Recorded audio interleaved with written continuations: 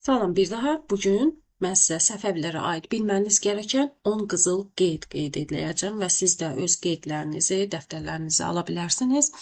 Deməli, Səfəvilər haqqında ən mühüm qeydlərdən olan və tez-tez testlərdə rastlaşdığımız məqamlar Şah İsmayıl, Təhmasib, yəni 1-ci Təhmasib və Şah 1-ci Abbasın hakimiyyət illəri üçün olan oxşarlıqlardır. Bunlar özbəklərlə mübarizə aparıb, eyni zamanda da Şirvanı tutmuşdular, Şamaxını. Şah İsmayıl da 1-ci Təhmasibdə, 1-ci Şah Abbasda özbəklərlə, yəni Şeybanilərlə mübarizə aparıblar. Sonraki qeyd Səfəvilər dövlətində Qiyasəddin Mənsur astronom idi. Yusif Qarabaği, Mirzə Məhəmməd Şirvani isə astronomiyaya dair əsərlər yazmışdı.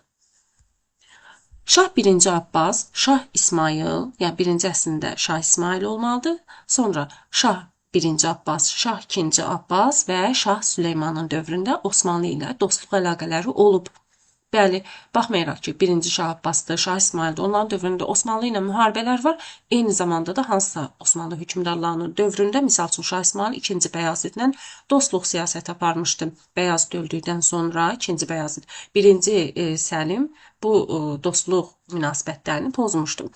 Və Şah Abbas da eyni ilə müqavilə bağladıqdan sonra bir müddət Osmanlılarla dinc, sabit dostluq şəraitində yaşamağı bacarmışdı.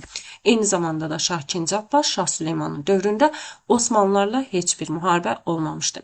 Şah 1-ci Təhmasib və Şah 1-ci Abbasın hakimiyyət illəri üçün oxşarlıq İngiltərə ilə müqavilə imzalaması. Bəli, Şah 1-ci Təhmasibin dövründə İngiltərənin Moskva şirkətinin rəhbəri Jenkinson göndərilmişdi Səfəvi sarayına, Qəzvinə və İsfahanda onlar arasında müqavilə bağlanmışdı. Ticarət müqaviləsi idi. Daha sonra Rusiya bu müqavilə, daha doğrusu bu şirkəti ləğv etmişdi 4-cü İvan. Moskva öz ölkəsində İngiltərənin bu Moskva şirkətini ləğv etmişdi. 1-ci Təhmasib və Babur Şah üçün oxşar cəhət, hər ikisi biri tamğanı, biri isə cizyəni ləğv etmişdi. Təhmasib uzun illərdir ki, uzun Həsənin görmək istədiyi bir belə deyək, işi yerinə yetirdi. Tamğanını ləğv etdi 1565-ci ildə. Babur Şah isə elə 16-cı əsrdədir. Hər ikisinin hakimiyyəti cizyəni ləğv etmişdi. Səfəvilər və Şumerlər üçün oxşar cəhət teokratik dövlət quruluşuna sahib idi. Hər iki dövlət, yəni dini idarə etmə sistemi idi. Moğol və Səfəvilər üçün oxşar cəhət hər iki dövlət mərkəzləşmiş dövlətlər idi.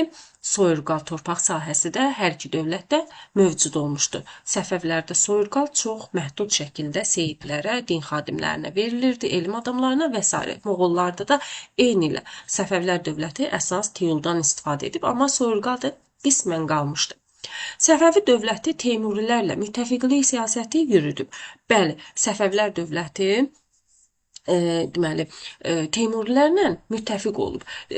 Belə ki, Teymurilərdən Baysunqurun oğlanları, hansı ki Şeybanilər Özbək xanı ora hücum edərkən 1-ci Şah İsmayıla sığınmışdı və o da onlara sığınacaq vermişdi. Amma elə bu səbəbdən də Şeybanilərlə Səfəvilər arasında həmin o müharibənin başlanğıcı qoyulmuşdu.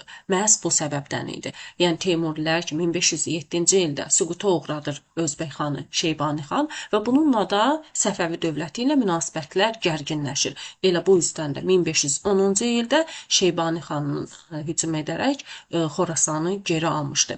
Səfəvi dövləti ilə Teymurilər üçün oxşar cəhət bir əlavə olaraq deyim ki, hər iki dövlətdə paytaxtlar dəyişib. Hər iki dövlətdə Özbəklərlə ilə Şeybanilərlə müharibələr olub. Hər iki dövlət başqa nə deyə bilərik? Yadıma düşdükcə deyirəm, Şirvanşahlarla müharibələr aparıb. Bəli, Şirvanşahlara hücum edib. Hər iki dövlət Xorasanı ələ keçirib. Bu kimi testlər, məsələn, Euler-Venn diaqramı stilində testlər tez-tez qarşınıza çıxa bilər. Ona görə də qeydlərinizi indidən götürün. Bu qədər hələlik. Sağ olun.